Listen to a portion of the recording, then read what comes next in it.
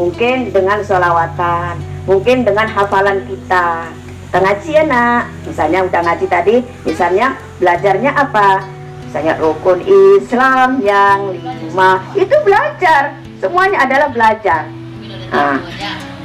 Nah, kalau sudah kebiasaan seperti itu diterapkan kepada anak kita, tak usah pening-pening ibu-ibu nak mengharapkan anak yang soleh-soleha. Ya Allah, setiap hari ibu guru jongkir balik berdoa, kalau ibunya aja tidak berbuat, tidak akan jadi. Bisa ya, diberikan kesehatan. Itu tengah malam itu bangun dan berdoa. Ya, jangan berduaan di rumah tapi tidak dimanfaatkan. Anaknya disuruh mati-matian, bangun malam, pagi sudah dimarahi sama pembina ini, ibunya di rumah enak-enakan. Nah, jadi harus seimbang. Jadi berbicara, kita memberikan perintah atau menyuruh anak itu, kita juga harus berbuat duluan. Nah itu, jadi memang kebiasaan-kebiasaan yang baik itu Bu, harus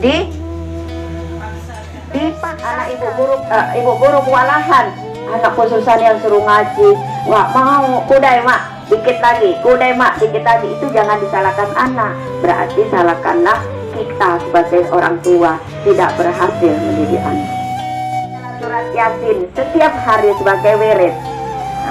Di dalam surat Yasin itu kalian minta yang belum dapat jodoh, saya dapat jodoh. Yang belum dapat keturunan, mudah-mudahan diberikan keturunan. Yang anaknya belum soleh, mudah-mudahan diberikan soleh. Tapi nggak baca Yasinnya jangan sehari aja, setiap hari, ya, setiap hari. Aman. Ini 4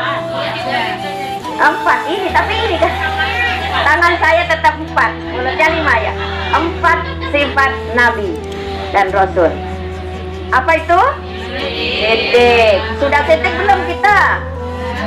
Sudah sidik belum kita? Sidik itu adalah selalu benar, tidak pernah salah. Mungkinkah kita? Belum kan? Sidik, paling tidak itu harus disampaikan kepada anak dengan bercerita. Yang kedua apa? Sidik. Setelah sidik, amanah. Sudah amanah kita? Insya Allah. Sudah amanahkah kita? Insya Allah. Insya Allah. Ya. Amanah itu dapat dipercaya. Amanah itu dapat dipercaya. Ibu-ibu mengajar di RA, ya, mengajar di RA, tentunya harus bisa dipercaya. Dipercaya apanya? Semuanya. Keahlian baca Al-Qur'annya, sifatnya baik, ya, akhlaknya baik, tingkah lakunya baik, mengajarnya baik, membaca ayat-ayat Al-Qur'annya baik. Itu namanya amanah. Ya, kalau ibu guru misalnya Fatihah itu adalah kunci dari segala ibadah. Sholat Fatihah, kalau tidak bisa Fatihah, kalau tidak hafal Fatihah tidak sah sholatnya. Di Fatihah, iyyaka na'budu wa iyyaka nasta'in. Udah ibu-ibu perbaiki. Mana yang jawab? Iyyaka na'budu udah diperbaiki? Sudah. Tapi kami masih dengar bacaan Fatihah itu masih. Ibu-ibu guru itu mungkin telinganya dengan matanya itu enggak akur, sehingga anaknya baca Fatihah kemana-mana dibiarkan aja. Ketika kita menghadapi anak, mata kita, mulut kita, telinga kita harus fokus ke anak. Harus fokus. Tidak boleh sambilan kita itu mengajarkan, apalagi Al-Quran ya, mulut kita dilihat anak. Kalau anak tidak fokus, tegur. Lihat sini nak. Memang kita tidak boleh ngajar anak-anak itu kita santai duduk di kursi, tidak boleh.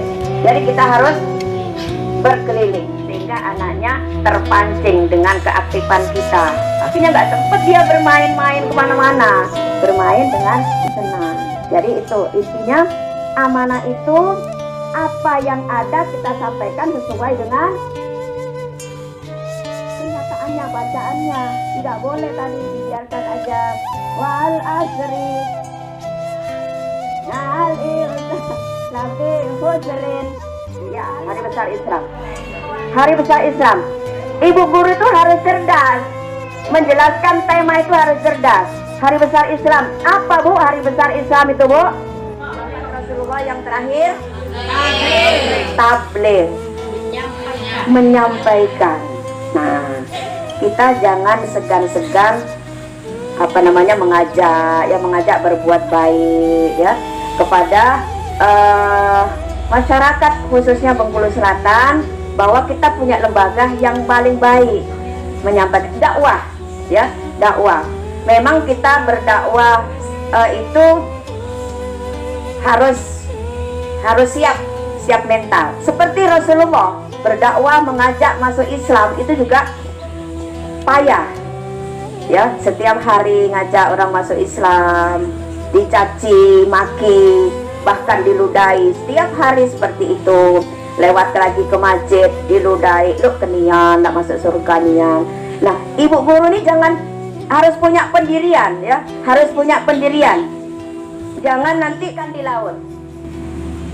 Ikan di laut itu walaupun airnya asin, ikannya tetap asin nggak ikannya? Enggak kan? Tidak terpengaruh ikan tuh. Jadilah seperti ikan di laut, setiap hari, setiap bulan, setiap saat digarami, tapi ikannya tidak asam. Mudah-mudahan inilah yang bisa kita bawa ke akhirat nanti, karena kita belum bisa memberikan uang yang lebih untuk bersedekah. Dengan ilmu yang kita berikan kepada anak, nanti ilmu inilah yang kita sampaikan mengiringi kita di akhirat nanti.